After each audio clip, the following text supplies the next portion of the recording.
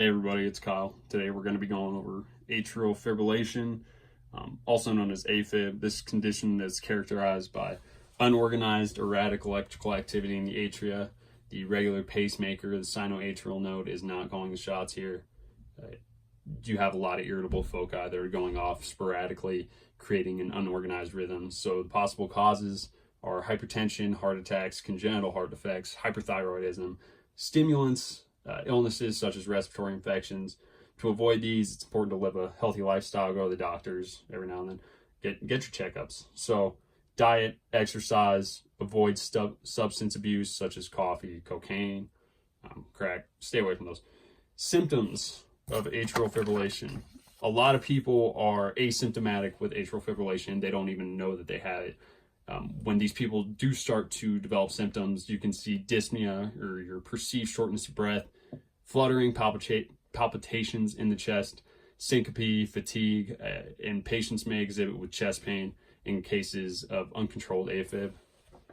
So for your treatments, these include management of your cardiac output, making sure that blood's getting to where it needs to go, as well as reducing your risk for comorbid factors. So calcium channel blockers such as diltiazem, you have beta blockers, they'll put people on like atenolol, things like that to reduce the activity going through the heart essentially, as well as digitalis.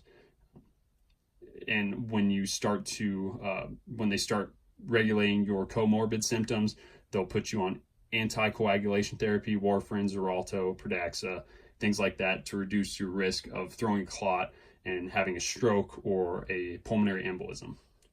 They can also do pacemakers that they implant inside your system, and they can cardiovert you as well. So right here you can actually see it. So here's AFib, uncontrolled AFib, and then there's that cardioversion, and here we are back into a normal sinus rhythm.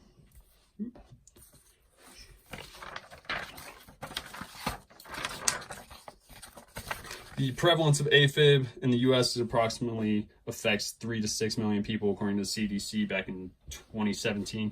People of European descent are more likely to develop AFib than other ethnicities, and it just increases with age. Younger patients aren't typically likely to have AFib, and the prognosis is 1/5 of patients with AFib will have a stroke comorbid of their complication. 35% who do not receive treatment will have a stroke.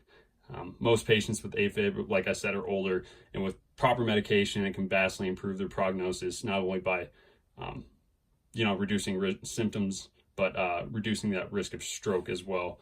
And here are